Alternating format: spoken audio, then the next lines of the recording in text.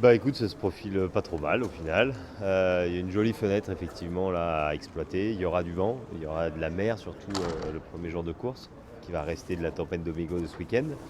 Mais après on a un passage au Cap Finistère avec un passage de front à ce moment-là, mais qui est un petit peu moins violent que prévu, je dirais encore hier. Donc non, non, ça va, c'est plutôt des conditions assez correctes pour partir, mais ça va, ça reste un départ costaud quand même, quoi. Voilà. Bah là, je crois, ouais, là, ça y est, là, c'est bon, ça y est, c'est parti, quoi. Non, ça fait plaisir de. Ah non, enfin, ça fait bizarre de faire deux départs quand même, hein, parce que je pense qu'il laisse quand même pas mal d'énergie sur un premier départ, sur tout ça, et se remobiliser pour repartir, c'est un vrai petit exercice, mais non, non, content d'y aller, et ça y est, on est parti pour faire la tranche Jaguar, quoi, cette fois-ci. Nous, on a eu du bol d'avoir pas trop de casse sur la première étape, donc on a eu le temps de bien se reposer. Moi, je suis rentré un petit peu à la montagne. Voilà, bon, 24 heures, hein, pas très longtemps, mais j'en ai profité pour faire ça, pour changer un peu d'air. Je pense que c'était important de couper avant de se remettre dedans. Et voilà, donc voilà, on s'est bien reposé, on est en forme, et on a hâte. Ouais, ben, une météo pas que simple. Un golfe de Gascogne un peu plus sage que potentiellement sur le premier départ. Donc c'est bien, il va y avoir encore du vent, des petits grains à passer. Et après, la suite de la météo, ben, c'est pas simple, hein. Donc on affinera ça demain matin avant de partir et puis sur les jours après. On va déjà y aller étape par étape, passer le Cap Finistère et puis après descendre le plus vite possible au sud. Et on verra. Les routeurs travailleront ensuite quoi, pour nous guider. Oui, ben, on a eu la chance de pouvoir continuer notre préparation et voir des petits soucis sur la première étape, donc c'est parfait. Avec tous les fournisseurs ici, on a pu travailler là-dessus et encore améliorer le bateau.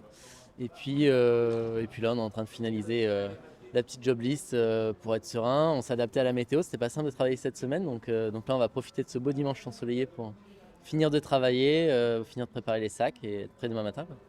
Bah, on va faire en sorte de pas calculer et d'être en tête à l'arrivée pour pas avoir à calculer justement et à comprendre si ça suffit ou pas. Donc non, oui, c'est un petit avantage plus psychologique qu'autre chose, je pense. Mais bon, ça a dû aussi les énerver, donc je pense que tout le monde va rehausser son niveau dès le départ. Voilà, on part pas dans les mêmes conditions. Il y avait beaucoup de risques de casque il y avait beaucoup de risques de casse sur la première étape, donc c'est vrai qu'il y en a qui se sont allés plus calmes. Là, ça va être différent, il y a un peu moins de vent annoncé, donc il y a moyen d'aller plus vite encore. Donc je pense que tout le monde va hisser son niveau de jeu. C'est parti, on est prêt, on sait qu'on va avoir une petite mer là de peut-être 4-5 mètres demain. Mais bon, ça sera plus ou moins au travers, donc ça devrait le faire, hein. Ça va. Il n'y a pas trop de vent, après il y a une petite zone un peu plus mou, donc ça va aller. Je pense qu'au début, pas tant que ça.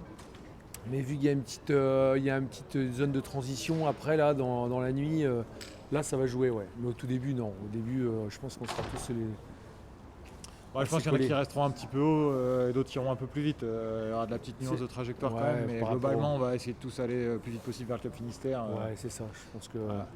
y aura juste des différences entre les SCO et les pointus, quoi. Il se passera plus de choses au Cap Finistère, je pense, avec le front suivant. Est-ce qu'on traverse, est-ce qu'on traverse pas?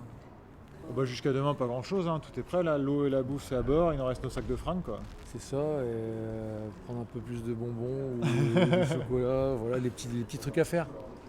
Soigner les petits bobos peut-être s'il y en a, et voilà. Pour moi c'était bien, c'était un bon moment de repos, donc moi je suis content qu'il y ait eu cette pause.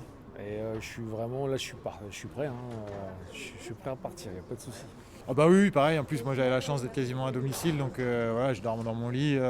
C'est très simple logistiquement pour nous, donc on n'a vraiment pas à se plaindre. Et on est prêt, on est chaud, plus qu'à y aller. On repart à zéro, hein. Les écarts sont relativement c'est minime. faibles dans un sens comme dans l'autre, que ce soit devant ou derrière. Il faut juste partir pour essayer d'aller le plus vite possible, arriver C'est avant ça. les autres avec de l'écart, et puis on verra bien après. Ah bah c'est sûr que si comparé à la marque qu'aurait pu être aux Açores, ça change un peu radicalement la Ouais, ça physionomie change de la course. Et je pense que ça risque de la rallonger un petit peu, mais de la rendre plus courte à vivre, dans le sens où si on avait continué par les Açores, on aurait enchaîné dans les dépressions au près, et c'est pas les moments qui passent le plus vite. Alors qu'au portant, au soleil, à faire des grandes glissades, Ouais. voilà, c'est sûr que ça ressemble Normalement- plus à la route du café. Ouais, normalement dans 4 jours on respire.